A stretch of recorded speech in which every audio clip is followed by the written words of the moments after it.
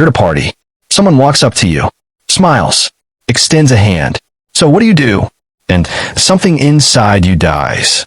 Not dramatically, not visibly, just a small, quiet death somewhere behind your eyes where the real you lives. You smile back. You answer. You say something about your job that makes it sound interesting enough to justify the oxygen you're consuming in this conversation. They nod. They don't care. You know they don't care. They're already scanning the room for someone more useful. Nice weather we've been having. You want to scream. Not because you're antisocial. Not because you're awkward. Not because something is wrong with you. Because something is right with you. And psychology can prove it. Level 1, the exhaustion. You felt it your entire life. That specific type of tiredness that has nothing to do with sleep. You can run a marathon. You can work a 12-hour shift. You can function on 4 hours of sleep. But 15 minutes of small talk at a work event drains you like someone pulled a plug at the bottom of your soul. You stand in a circle of colleagues. They're talking about the weekend, about a restaurant, about a show everyone is watching. You nod. You laugh when they laugh. You mirror their energy. But inside you are performing. Every response is calculated. Not because you're fake.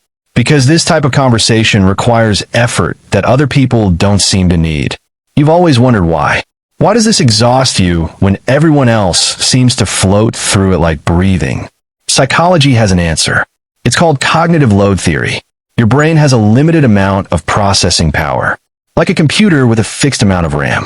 Deep conversation, real conversation, uses that processing power efficiently.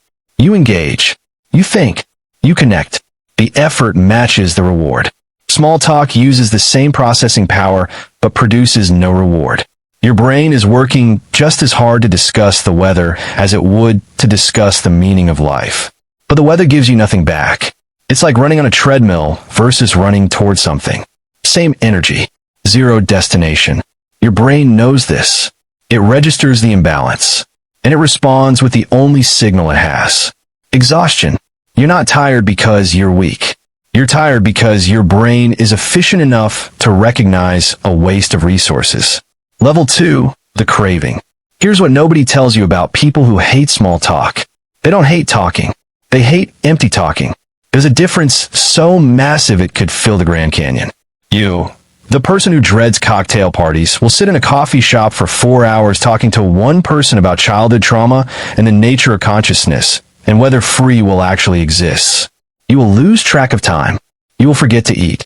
You will walk away energized instead of drained. Same mouth. Same brain, same social muscles, completely different fuel. Psychology calls this need for depth the need for cognitive closure. Some people are comfortable with surface-level interactions. They can exchange pleasantries and feel genuinely connected. You can't. Your brain requires resolution. Depth, meaning. It's not a preference. It's a neurological wiring pattern. Research from the University of Arizona found that the happiest people in their study had twice as many substantive conversations as the unhappiest people. And they had 1/3 the amount of small talk. Read that again. More depth, more happiness, less surface, less misery. You're not broken for wanting real conversations. You're built for them. The problem isn't you. The problem is that the world runs on small talk. And you're a deep-sea diver living in a kiddie pool. Level 3, the mask. So you adapt. You build a mask, not a physical mask, a social operating system, a version of yourself that knows the right things to say, that laughs at the right moments, that asks, how was your weekend, with a convincing amount of interest.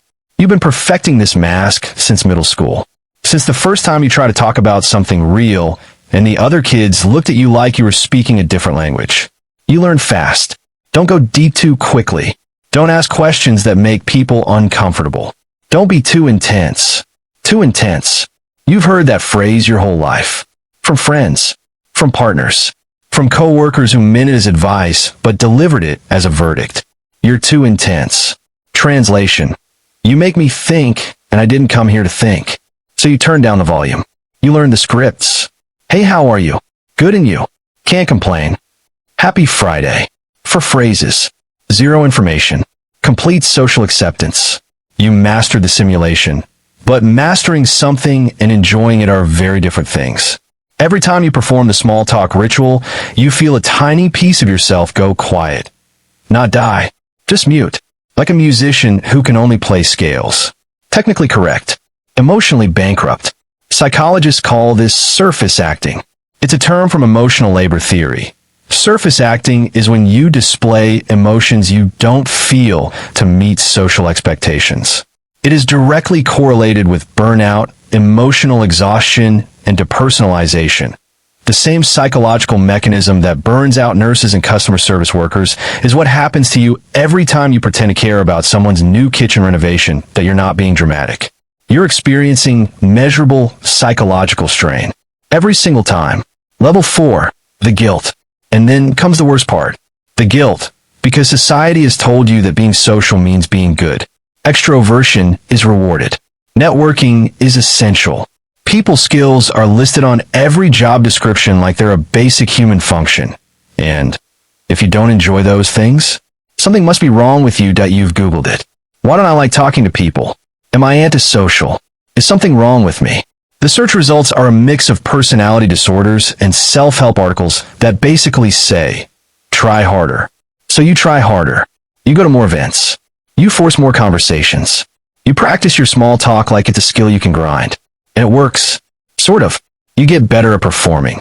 But the performance gets heavier because performance requires energy that authenticity doesn't. When you're being real, truly, deeply real, energy flows. It generates. It multiplies. When you're performing, energy drains. It depletes. It leaves you sitting in your car after a party wondering why you feel like you just ran a marathon in dress shoes. The guilt says, everyone else can do this. Why can't you? But the guilt is based on a false premise. Everyone else isn't doing this, that they're performing too. Research shows that most people prefer deep conversation to small talk, but default to small talk because they assume the other person prefers it. Let that sink in. Both of you are pretending. Both of you are performing. Both of you would rather talk about something real. But neither of you will go first, because going first is too intense. Level 5, the permission. So here's your permission. Not from a therapist. Not from a self-help book. From psychology itself. You're not broken. You are not antisocial. You are not too intense. You are a person whose brain is wired for depth in a world that rewards surface.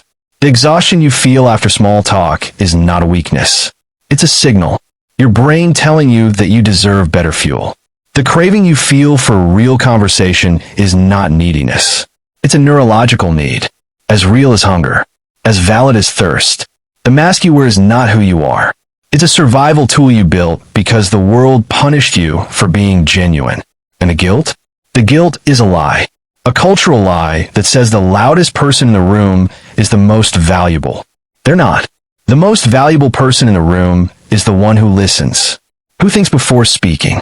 Who asks the question everyone else is afraid to ask. That's you. You don't hate people. You hate pretending. And there is nothing, absolutely nothing, wrong with that. The ending, you're at the same party. Someone walks up to you, smiles, extends a hand. So what do? You pause. You could answer the normal way, the safe way, the small talk way, or you could say something real, something that skips the script and lands somewhere honest. You take a breath. Honestly, I'm trying to figure out why we always ask each other what we do instead of who we are. They blink. They weren't expecting that. Nobody ever is. But then something happens. They lower their shoulders. They put down their drink. And they say, yeah, I've always wondered that too. And just like that, the small talk ends. And a real conversation begins. It was always that simple. Someone just had to go first.